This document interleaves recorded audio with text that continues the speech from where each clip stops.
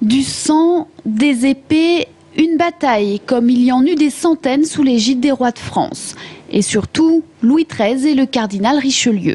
Cette toile, le combat du pas de Suse, célèbre, comme toutes les autres toiles de la galerie des batailles, les triomphes de Louis XIII et du cardinal Richelieu.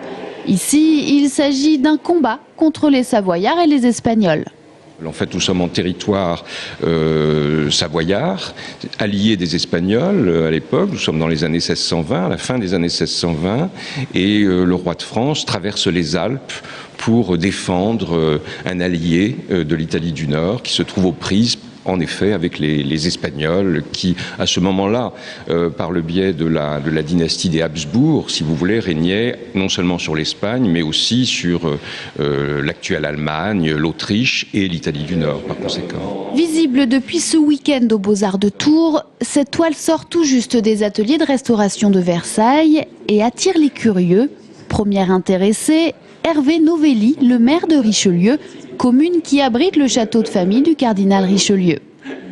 Il a fallu 8 mois de travail aux 10 restaurateurs du château de Versailles pour venir à bout de cette première toile.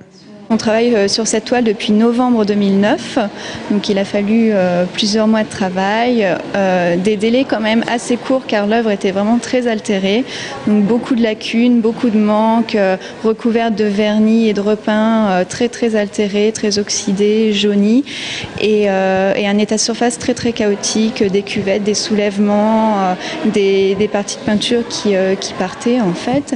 Tout comme le combat du pas de Suse, les 11 autres toiles à restaurer sont très abîmées.